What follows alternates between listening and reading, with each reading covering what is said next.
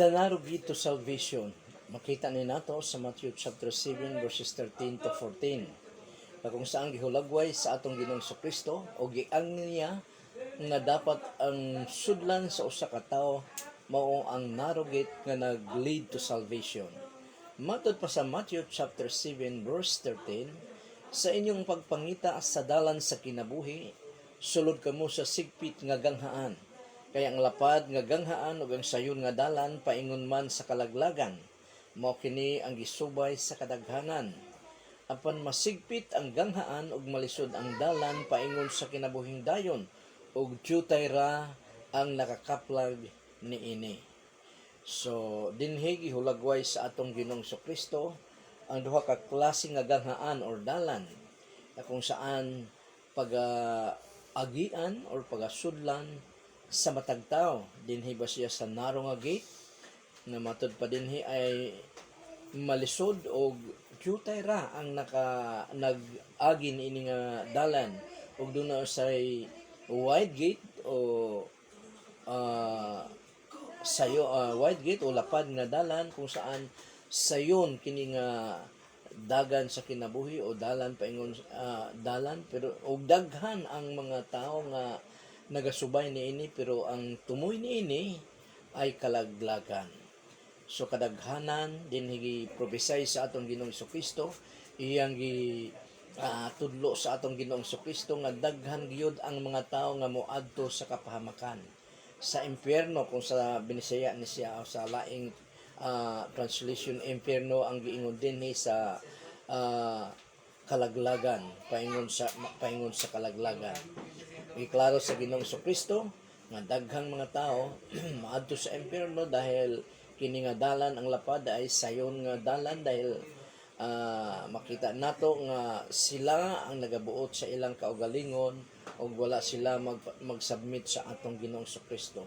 Samtang ang narrow gate o masigpit nga ganghaan malisod daw kini nga dalan o diutay ra gamay ra ang mga tao mga Kristohanon nga nakakaplag niini o nagsubay niini. Sa atong kapanahon ng karon ani nakita sa panahon nga giingon ni Apostol Paul nga bisan ang mga religious people selected na sa ilang gapamatian mahitungod sa espirituhanong mga butang or pagtulunan. Giingon kini niya sa iyang spiritual child or son nga si Timothy. Matod pa niya dinhi sa 1 Timothy chapter 2 verses 3 to 4. Kay moabot ang panahon nga ang mga tao dili na maminaw sa tinuod nga pagtulunan. So dili na nila paminawon ang pagtulon ang Kristohanon nga insaktog pagtulunan. Dili na daw maminaw ang mga tao. Apil na niini ang mga tao nga matod pa nila sila ay Kristohanon pero kung tanaw nato sa ilang kinabuhi layo agyod. Opposite sa ilang pag-profess nga sila ay mga Kristohanon. Matod pa dinhi dili na maminaw sa tinuod nga mga pagtulunan kun dili ang ilang gusto maulang gayud ang ilang sundon. So ang ilang gusto maulang gayud ang ilang sundon. Matod pa sa atong Ginoong Kristo sa Matthew chapter 16 verse 24 nga kung kinsa man ang gustong mo mahimo niyang tinun-an or disciple dili siya magtuman sa iyang kagalingon kung dili ang tumanon niya ang atong Ginoong Hesukristo. So sukwahi kayo. Sukwahi o opposite ang gingon din sa pulong sa Ginoo through Apostle Paul. Matod pa dinhi mangita silang mga magtutudlo nga maghisgot lang sa mga gusto nilang madunggan. So selective sila. Mangita sila og magtutudlo. Dili sila gusto nga masermonan mahitungod sa pagtulunan sa atong Ginoong Kristo nga dapat gid mo sunod sa atong Ginoong Kristo so musabmitar. So ang ilang buhaton mangita silang mga magtutudlo nga maghiskot lang sa gusto nilang madunggan. So ang usa ka simbahan nga ang ilang magtutudlo ang ilang pastor ay ang iyang pagpanudlo ay ginahaom niya sa mga panginahanglan sa tao murag lisod ginaa Dahil ang Biblia, ang pulong sa Ginoo ay gihaom gina nga gipatudlo gina sa atong Ginoong Dios, Ginoong Kristo, na dili pahaom sa panginhanglan sa tao kung dili ipahaom gayud sa gusto sa atong Ginoong Dios. Kadalasan ang gusto sa usa ka tawo ay kontrary sa gusto sa atong Ginoong Dios. Matod pa sa verse 4, dili na sila maminaw sa kamatuoran kung dili sa mga pagtulunan nga tinumo-tumo lang twisting word diha sa pulong sa Ginoo. Naa sa pulong sa Ginoo pero ginatwist nila, dili nila sabton sa insaktong pagpasabot sa atong Ginoong Kristo. Gusto nilang sabton sa ilang kaugalingong interpretasyon lamang. So delikado na ang ingon ni ana kay matod pa sa atong pulong sa Ginoo nga ang ilang paingnan ay kalaglagan. Dili nila gustong sabton ang simpleng giingon sa pulong sa Ginoo kay maiksi ang ilang panabot. Bisag makita naging nimo nga mauni ang insaktong giingon sa atong Ginoong Kristo, pero doon na sila nakasit up nga masundon nila ang ilang gustong pagpanabot. Matod pa sa 2 Peter chapter 3 verses 15 to 16, hinumdumi ninyo nga ang atong Ginoo nagahatag pa og kahigayunan ngadto sa mga tawo aron maluwas sila. Mao kini ang hinungdan nga wala pa siya mobalik. Dili ba mauman kini ang mga gihisgutan sa atong pinalanggang igsuon nga si Pablo diha sa iyang sulat kaninyo, sumala sa kaalam nga gihatag sa Dios kaniya. So makita nato dinhi nga ang context ni ining chapter 2 Peter chapter 3 verse 15 to 16 ay mahitungod sa second coming sa atong Ginoong Kristo.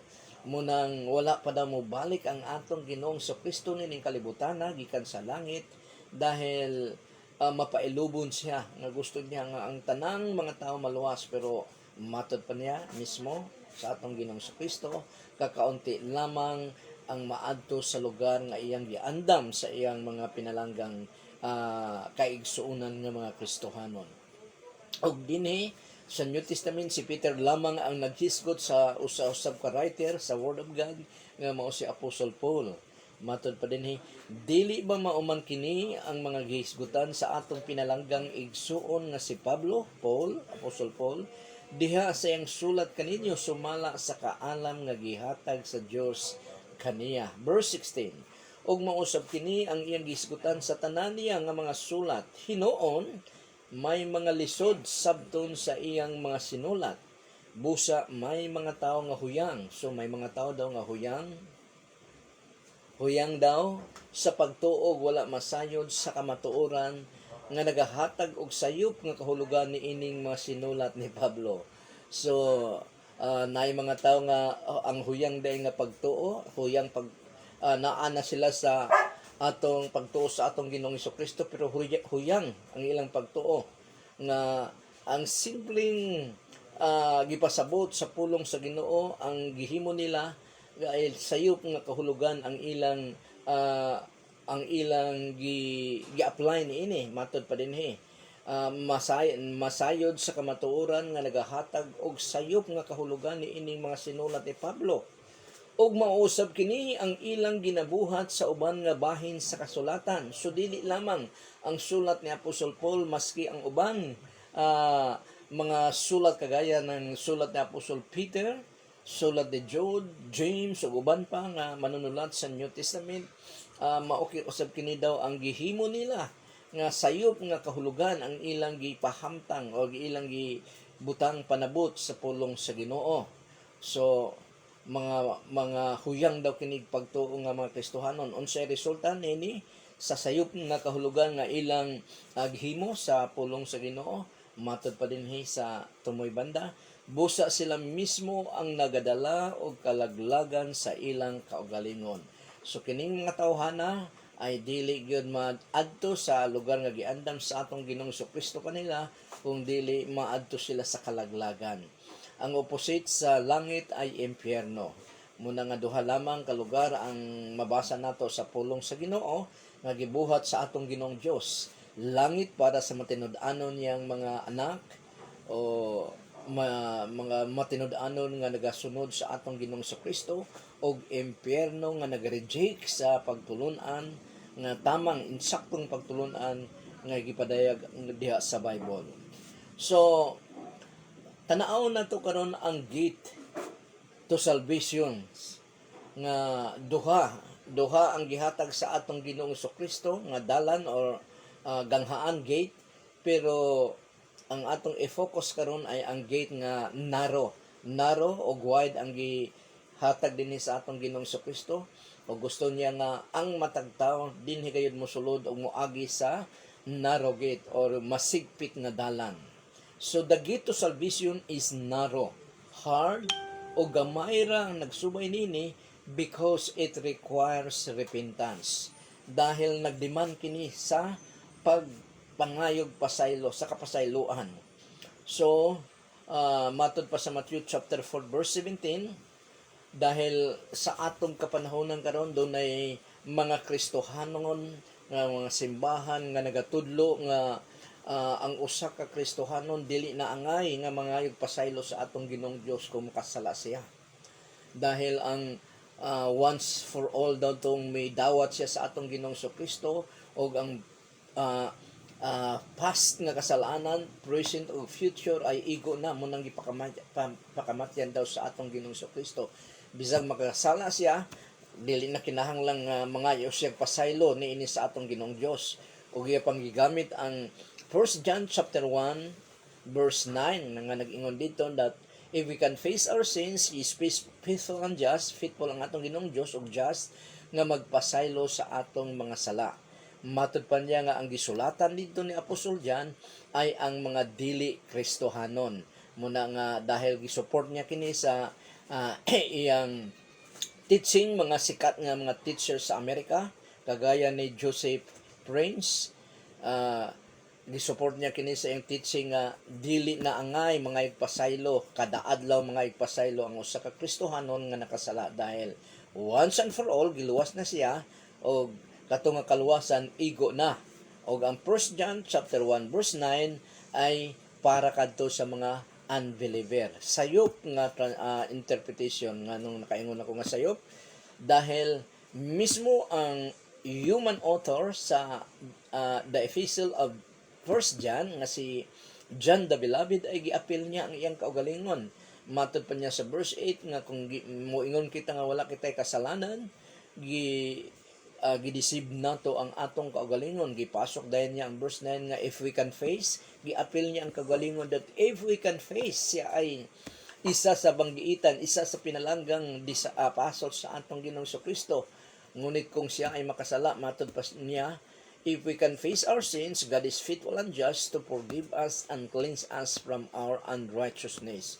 So, nini nga mga simbahan, mga pastor nila ay wala na magtudlo og repentance.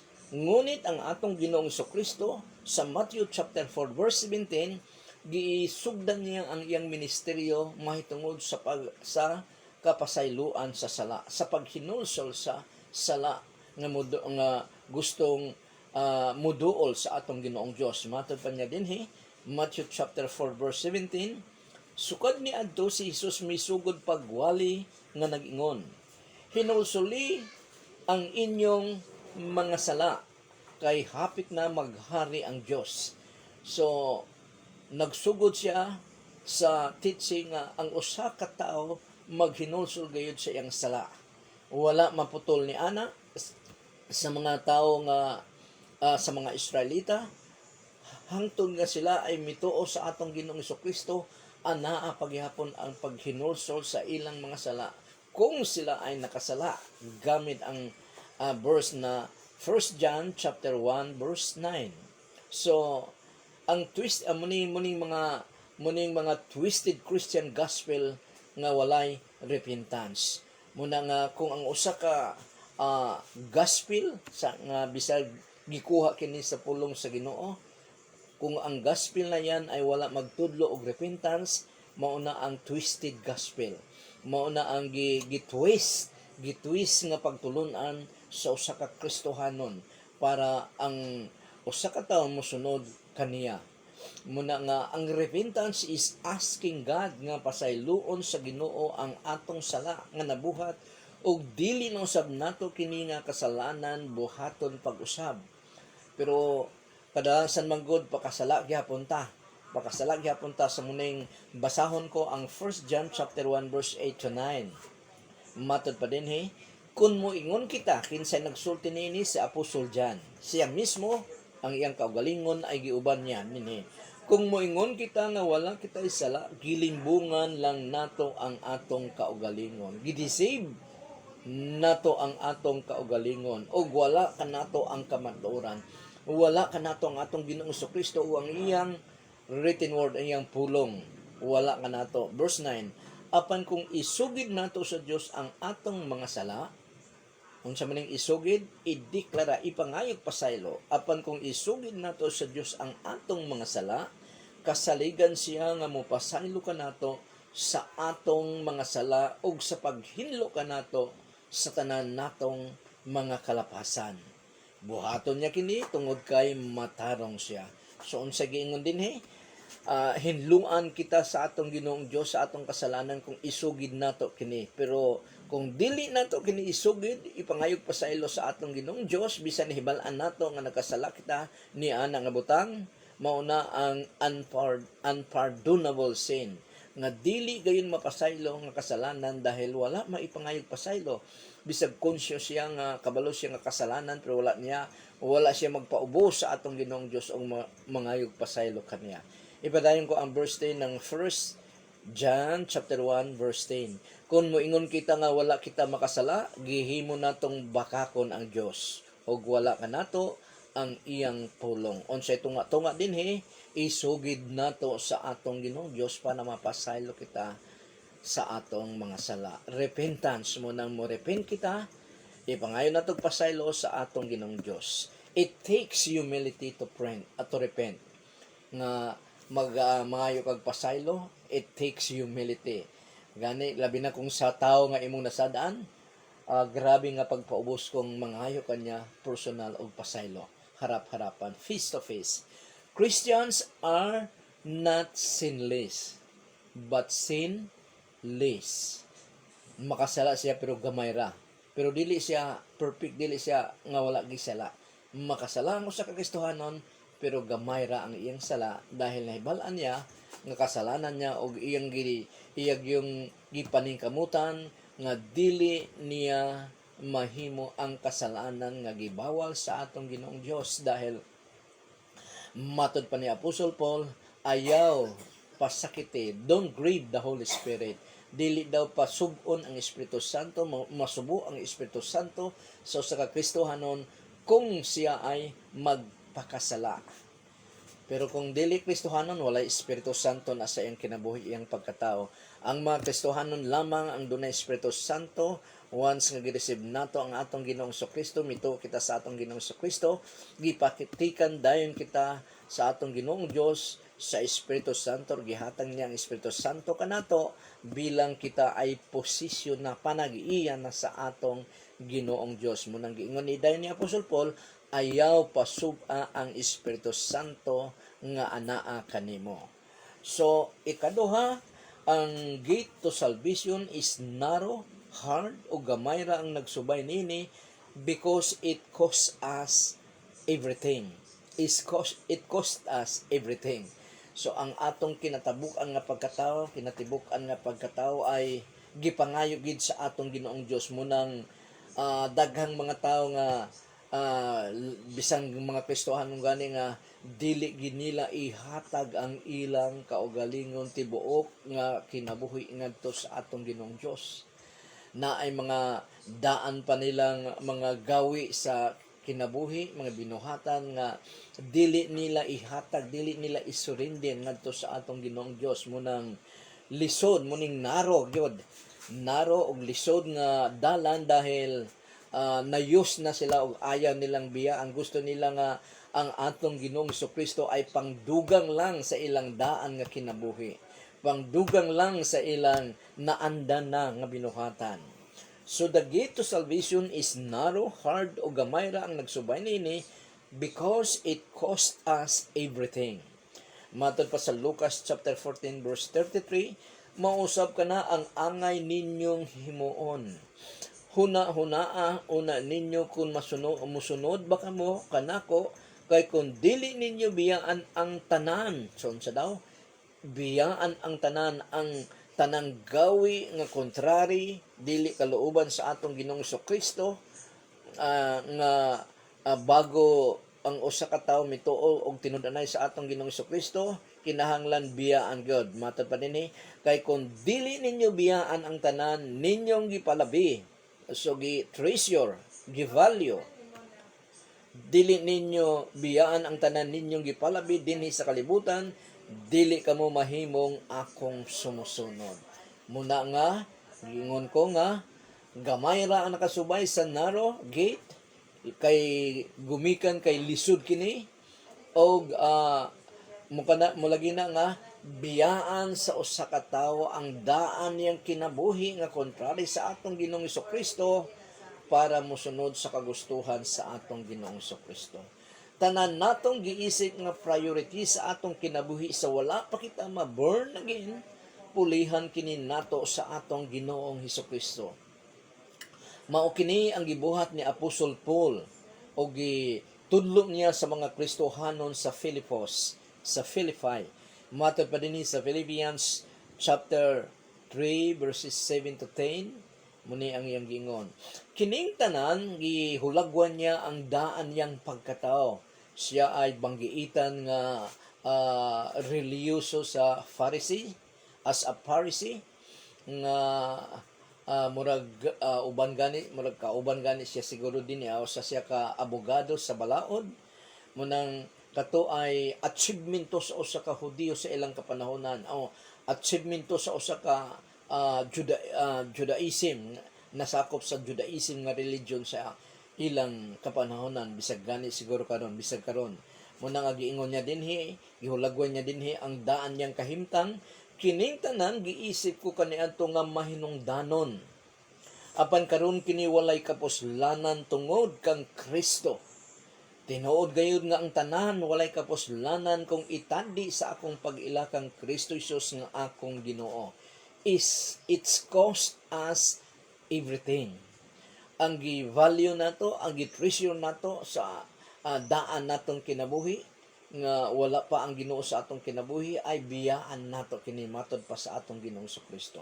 Matod pa ni Apostol Paul, tungod kaniya, tungod kay Jesus Christ, gisalikway ko ang tanan o giisip ko kini nga basura aron maako or maangkon si Kristo. Verse 9 ng chapter 3 ng Philippians, og maanaa ako kaniya, wala na ako magsalig nga mahimong matarong pinaagi sa akong kagalingon, ang paningkamot sa tanan pagtuman sa kasuguan. So ang context nini is about salvation, spiritual things. It's about salvation. So ang iyang achievement nung siya ay naapa sa religion ng Judaism ay basura na kini itandi sa pagsunod niya sa atong Ginoong Kristo. Muna nga, gipakamatarong ako sa Dios tungod sa iyang gibuhat o pinaagi sa akong pagtuo kang Kristo. By faith alone nga nahimong righteous ang usa ka tawo. Righteous si Apostle Paul. Verse 10, ang akong pangandoy karon mao ang nga maila ko pa gayud si Kristo nga masinati ko ang gahom sa iyang pagkabanhaw ug makaambit ako sa iyang mga pag-antos. So grabe no? Makaambit, makaswero sa pag-antos sa atong Ginoong Kristo. Hangtod nga masisama ako kaniya sa iyang kamatayon. So grabe. Ang iyang focus ni Apostle Paul ay pagsunod gyud sa atong Ginoong Kristo.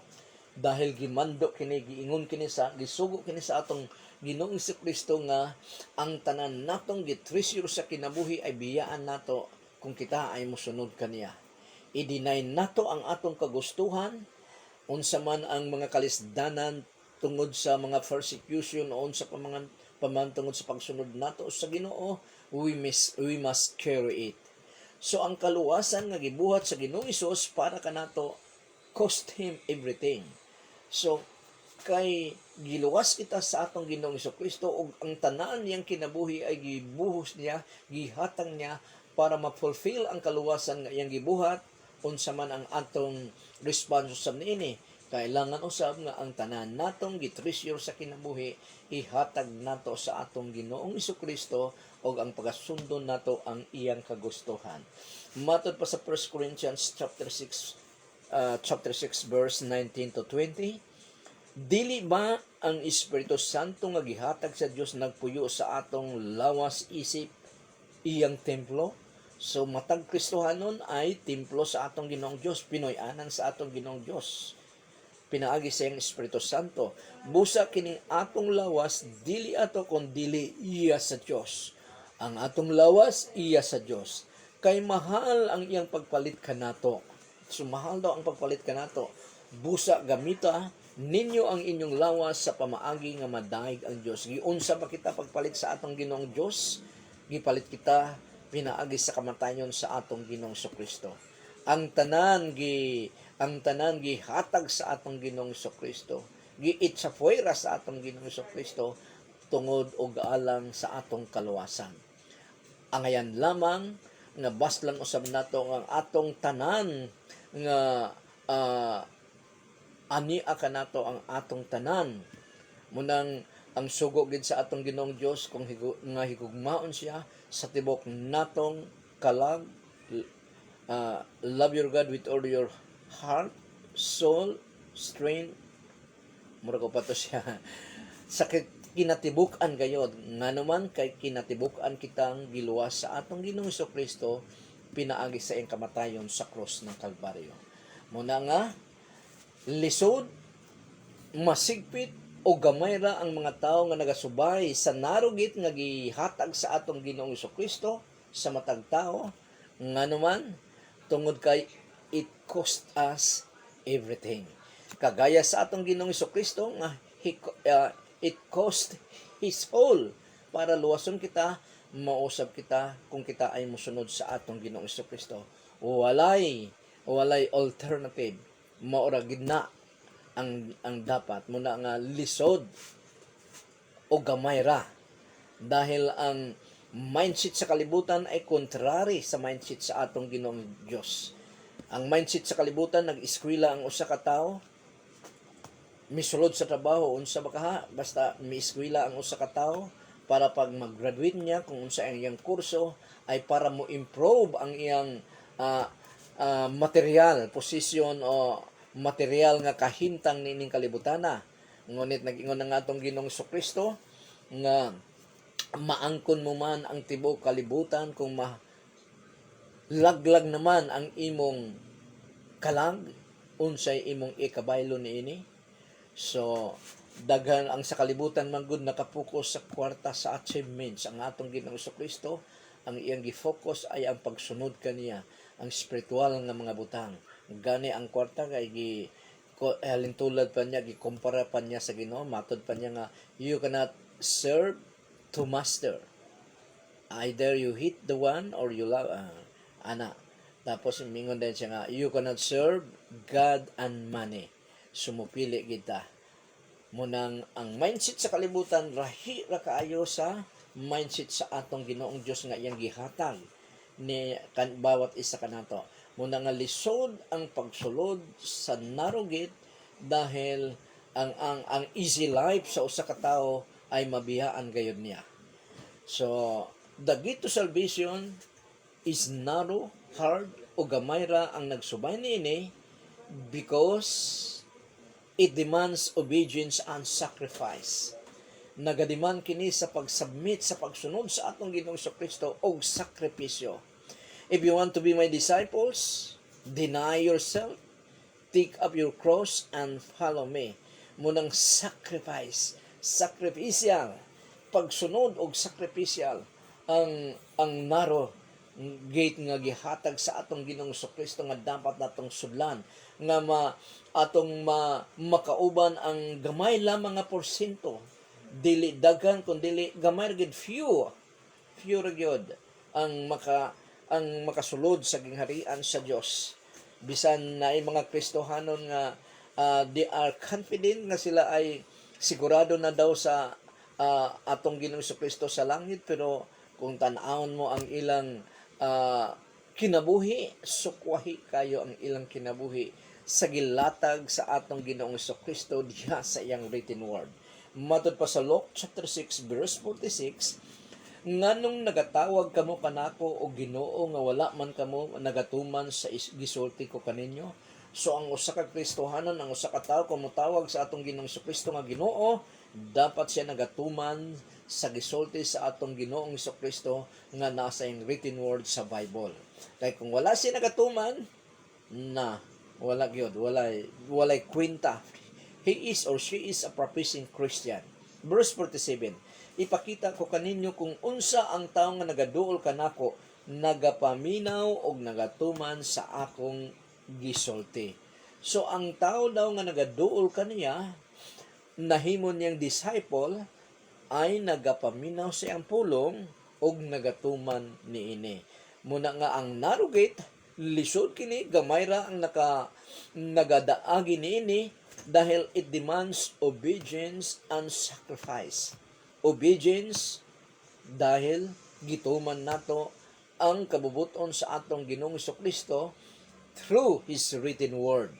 Muna nga, it teaches that Jesus is Savior but not Lord, kaning kung dili nato tumanon. Muna nga kung gituman nato ang atong Ginoong Kristo, giobita kaniya, nagasakripisyo kita tungod og alang kaniya, it teaches that Jesus is our Savior and our Lord. Pero kung wala nato sunda ang atong Ginoong Kristo, wala kita maubi kaniya, Savior lang nato ang atong Ginoong Kristo pero dili Lord. Pero kanang nga Savior ay limitado. Dili Lord. Nga naman, ang buot ipasabot sa Lord ay master nga nagasunod gayod. Ikaw nga nagtawag sa atong Ginoong Kristo nga Lord, ibig sabihin nga siya ang imong busing, siya imong master, nga misunod ka gyud sa iyang kabubuton through His written word. Muna nga, ikaupat, the gate to salvation is narrow, hard o gamay ra ang nagasubay nini, nga naman, because it produces transformation. Kung ang usa ka tawo nagasunod sa atong Ginoong Kristo, nagasacrifice for the sake of His name, ay matransform gayud ang iyang pagkatao. Muna ang narrow, muna ang malisod nga dalan, muna nga ang usa ka tawo pag nagsulod nini sa masigpit o malisod nga dalan, ang iyang kauban ay gamay lang, dili kadaghanan. Dahil sa wide gate daw, sa lapad nga dalan o lapad nga ganghaan, daghan ang nagasulod didto. Muna nga mag-amping kita, na ay daghang kay mga kasimbahanan nga dagko ang kasimbahanan nga proud ka sila sa ilang simbahan kay dako, magbantay gyud dahil ang paingon sa kalaglagan ay lapad nga dalan o daghan ang misubay niini. Masubayon nato ang masigpit nga dalan, bisan kini ay lisod, bisan kini ay gamay ra ang nagasubay niini, pero paingon man kini sa kinabuhing dayon. Matod pa sa 2 Corinthians chapter 5 verse 17, si bisan kinsa nga anak kang Kristo bag-o na, wala na ang iyang daan nga pagkatao, kay bag-o na siya. So ang tanan nga nakipag-isa, ang tanan nga midawat sa atong Ginoong Kristo, isip busing, isip Lord, ay matransform gayud nga naman nagasubmitar siya sa atong Ginoong Kristo through His written word, o nagasakripisyo siya bisad og malisod nga kinabuhi, nagasakripisyo siya, nagalahutay siya, kay nagasunod ba siya. Munang matransform ang iyang pagkatao. Muna nga ang iyang pagtuo is alive nga faith, ang iyang pagkatao nagatransform.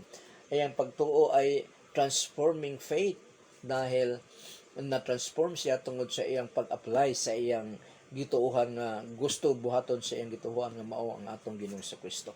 Balikon ko 2 Corinthians 5:17, si bisan kinsa nga anak kang Kristo bag-o na, wala na ang iyang daan nga pagkatao, bag-o na siya.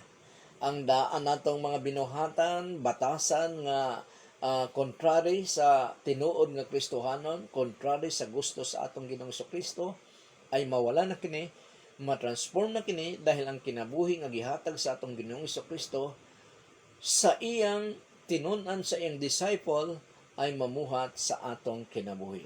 Salvation is not addition or improvement, but transformation.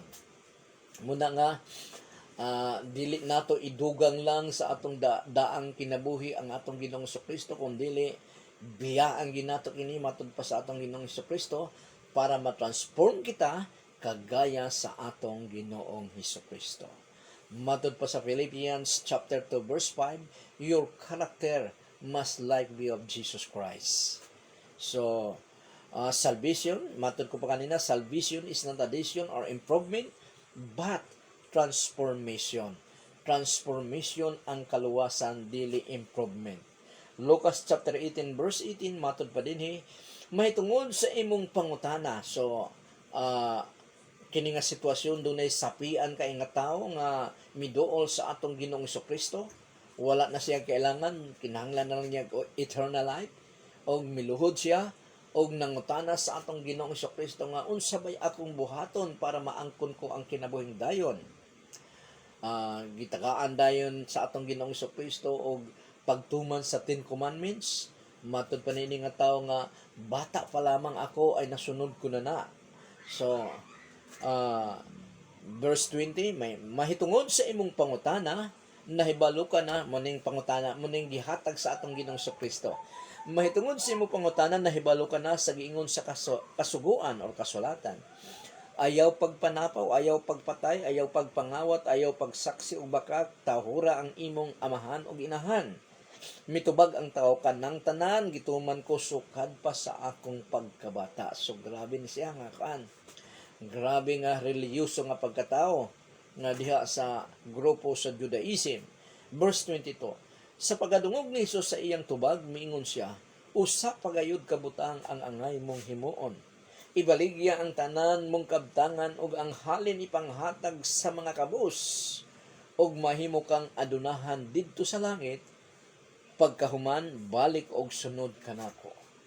Verse 23, apan sa pagadungog niya niini, nasubo siya tungod kay adunahan man siya kaayo, sapian man siya kaayo.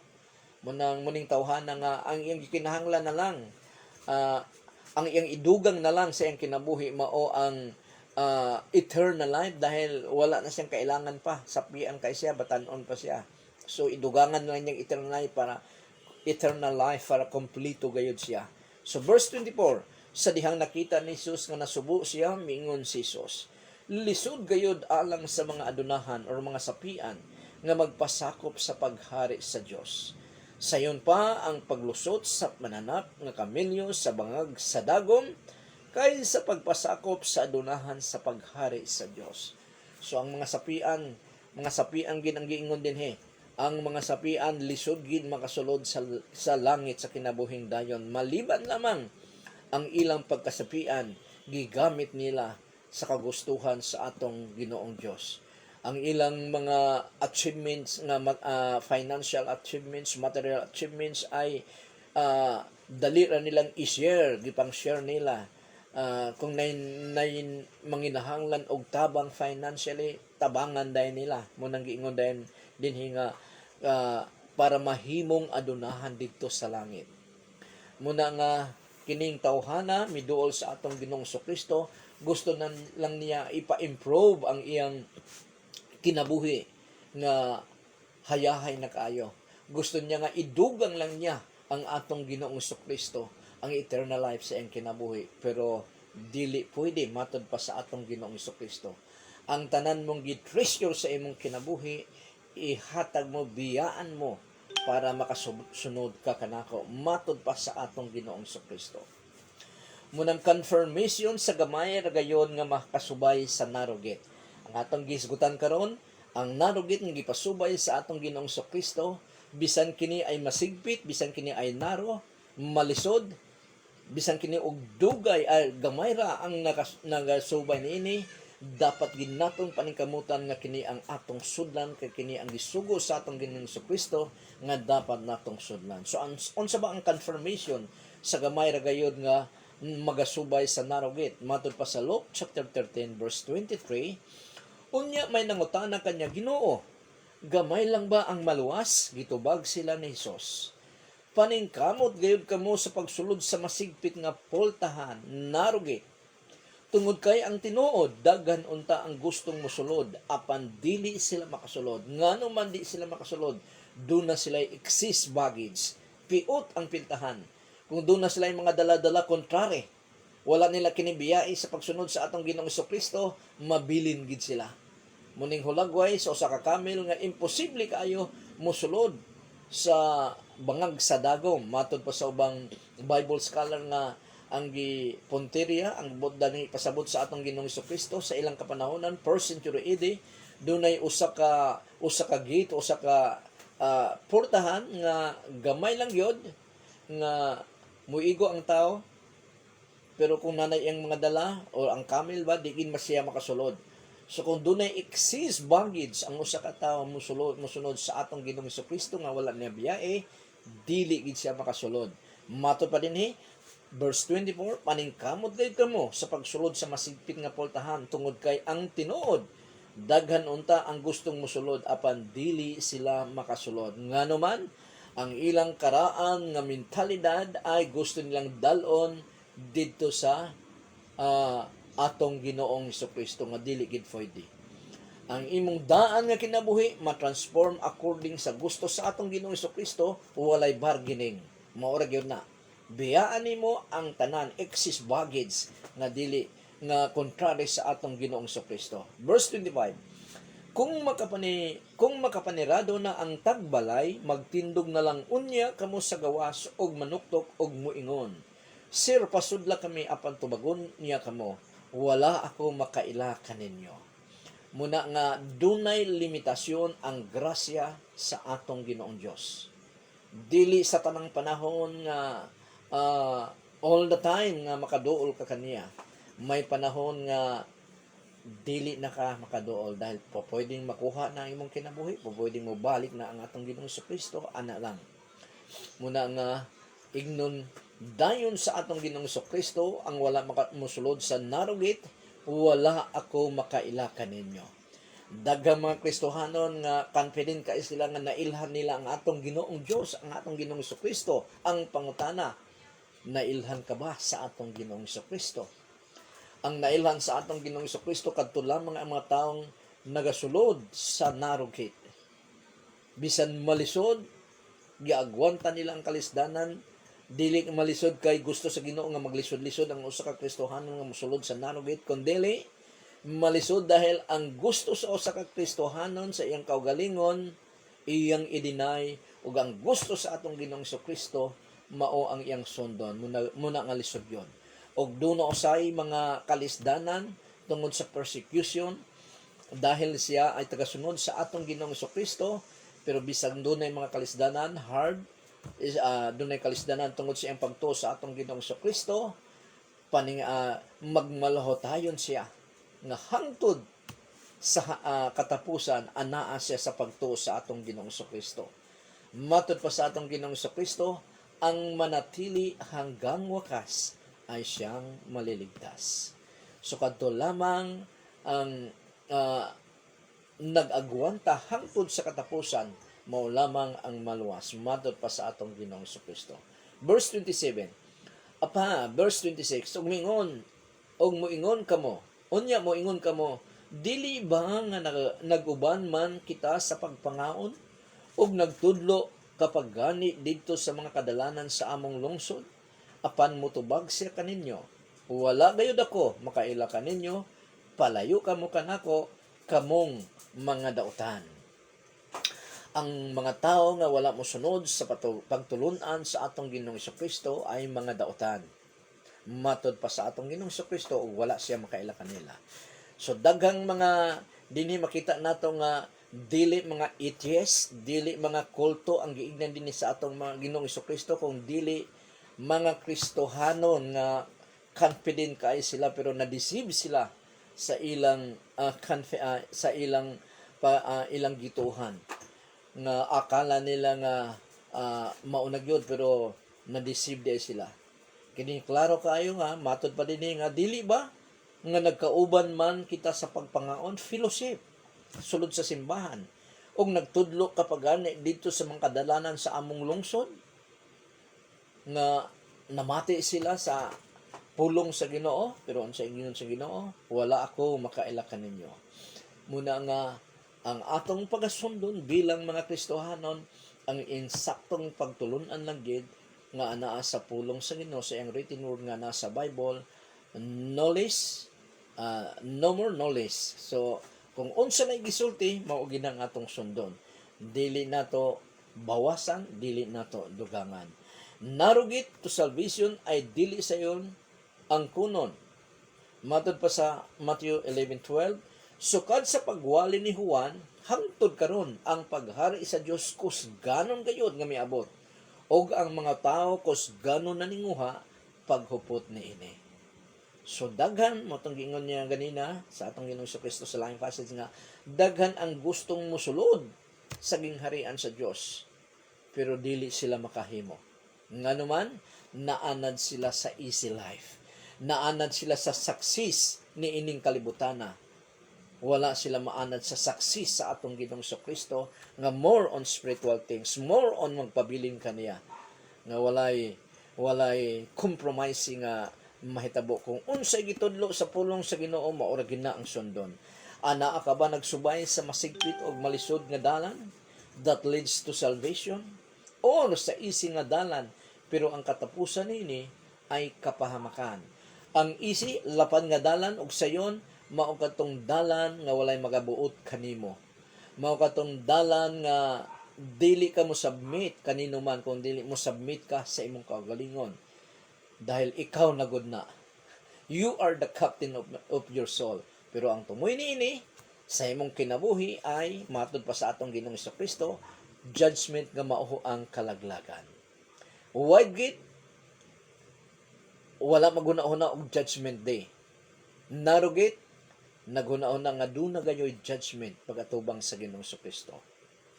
Matod pa sa 2 Corinthians 13:5, susiya matod pa ni Apostol Paul sa mga Kristohanon sa Korinto, susihan ninyo ang inyong kaugalingon kung tinud-anay pa ba ang inyong pagtuo kang Kristo.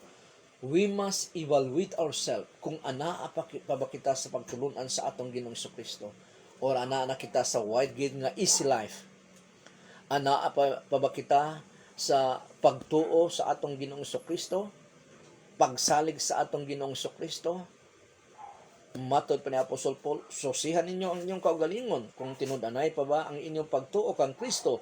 Dili ba nasayran naman ninyo nga si Kristo Jesus anaa kaninyo? Gawas kung dili ka mo tinuod nga mga tumutuo. So ang mga Christian sa Korinto, giingnan ni Apostol Paul nga basig dili ka mo tinuod nga Kristohanon. Busa, you must evaluate always yourself kung anaa pa ba ka mo sa tinuod nga pagtuo mahitungod sa atong Ginoong Kristo. Last, number 5. The gate to salvation is narrow and hard. O gamay ra ang nagsubay niini, nganuman, because it demands whole trust dili sa imong kaugalingon kung dili sa Ginoo. Nagadiman kini sa pagsalig nato sa atong Ginoong Dios. Dili ta makaingon nga ako na gud ni. Dili ta makaingon nga brass bright pa ko sa imo. Dili ta makaingon ni ana. Matod ba sa Proverbs chapter 3 verse 5, salig sa Ginoo sa bugos mong kasing-kasing, ayaw gayud pagsalig sa imong kaalam. Nato ihatag ang atong pagsalig sa atong Ginoong Dios lamang. Verse 6, hinumdumi siya sa tanan mong buhaton, ug tultulan kaniya sa matarong nga dalan. So ang tanan tang pagabuhaton, atong pangutana, atong ipangayo og guidance sa atong Ginoong Dios para matultulan kita niya. Matod pa sa atong Ginoong Dios, mahitungod siyang pulong, Thy word, o matod pa ni King David, mahitungod sa pulong sa Ginoo, Thy word, your word, God, is the lamp unto my feet, and the light unto my path. Makita nato ang pagsalig sa mga katawhan sa atong Ginoong Dios nga nasa Bible, nga nahisulat sa Bible. Halimbawa, mahitungod sa kay Job, ang pagsalig ni Job sa atong Ginoong Dios, matod pa niya, sa Job chapter 13 verse 15. Do he slay me, bisag patyon niya ako, matod pa ni Job, bisag patyon pa ako sa Ginoo. Do he slay me, yet will I hope in him. Musalig gihapon ako kaniya.